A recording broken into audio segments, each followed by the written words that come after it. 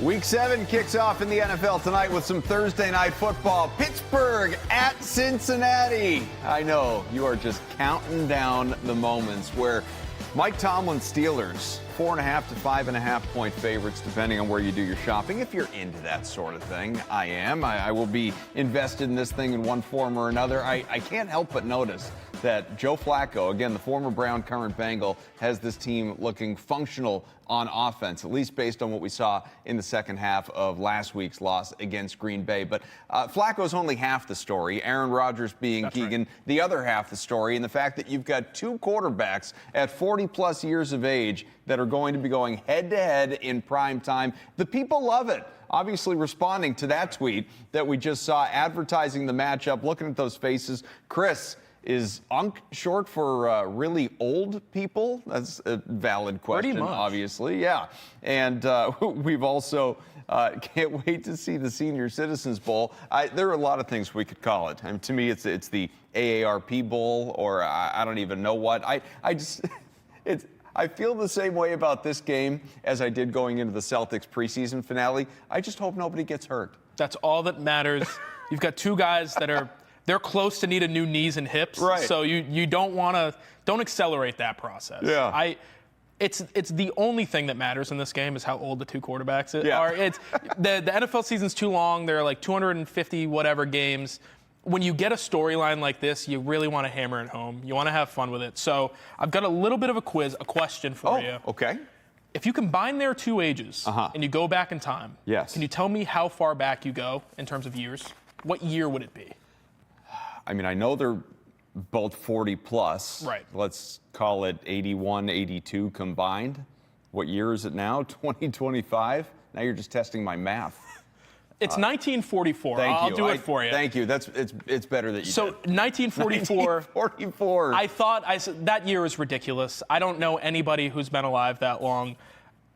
I went back and I found things that were invented after 1944. So Everything? These things aren't quite as old as our two quarterbacks. Our two quarterbacks were around after these things were invented, but it's a really good way of looking at just how ridiculous this matchup is. The calculator was invented after 1944. World War II ended after 1944.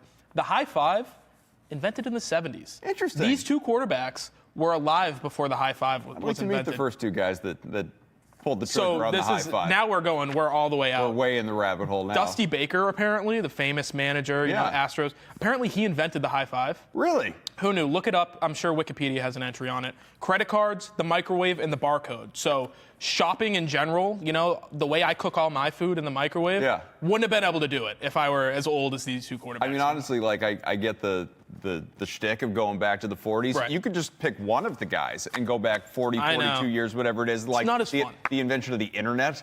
Right, sure. I mean, one fun one. Kind of nuts. Picasso died after these quarterbacks were born, which you never would think that. I would have thought like 18th century. Picasso died in 77. So I like to throw out trends from time to time. Trends are our friends until they're not. Mike Tomlin teams, just in case you're curious, 15-31 against the spread as a road favorite following a win. Tomlin teams 8-10 straight up on short rest on the road, 3-7 in division. And Tomlin teams also 2-9 straight up on the road on Thursday Night Football. 0-6 against the AFC North. That doesn't really bode well for Mike Tomlin in this matchup. But I think the bigger thing, if we're actually talking about the game, I'm getting choked up like these old guys, just thinking about what we're going to get in front of us here. Joe Flacco in the second half of his first game for Cincinnati. And remember, he was traded by Cleveland, literally walked into the locker room. They were like, you're starting. Sure. So there was no opportunity he's been around the AFC North for that matter. Right. But he's been around. He understands football. He came off his couch to win Comeback Player of the Year and take the Browns to the playoffs a couple of years ago. You give him a Jamar Chase, and look, he just keyed in right on him. What do you have, 10 catches for almost 100 yards? So I do think, while the defenses, both of them, are not good, we could potentially get a high-scoring game here.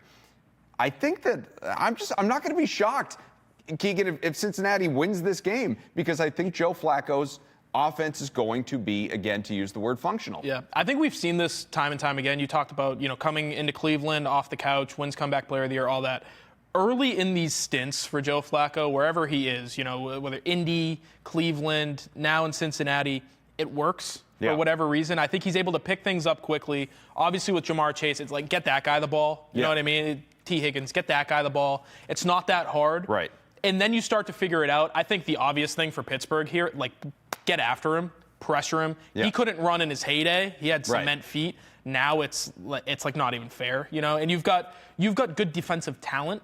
Sure. The defense itself isn't good. Yeah. It's a lot of older guys, but I think if they can pressure him, if they really just get after him and take, you're going to blitz a guy, he's going to get a couple balls, and you're going to pick up first downs. They're going to move the ball. And then once you get down in the red zone, if you can kind of nut up and hold them, I think the Steelers, by all accounts, you look at this matchup and you think the Steelers are going to win this game. It's a talented defense against an old quarterback. The Steelers' offense has been fine throughout the year. But all those numbers that you read off, the Mike Tomlin coming off or going into Thursday Night Football, 2-7, 2-6, whatever it was, 0-6 against the AFC North. Why wouldn't you pick the Bengals? Right.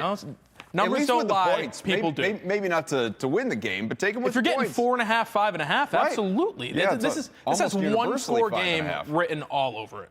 3 straight wins for Pittsburgh, 4 straight losses for the Bengals. Just something to think about anyway. But listen, we are not done. We're done here on Nesson. Again, Monday through Friday, 8 to 9. Boston has entered the chat. We are going to keep things going over on Nesson Nation. You can find us there from 9 to 10. Make sure you check us out. Keagan Stiefel, Adam Kaufman. We'll be back with you in just a few minutes. Again, over on Nesson Nation, more Boston has entered the chat.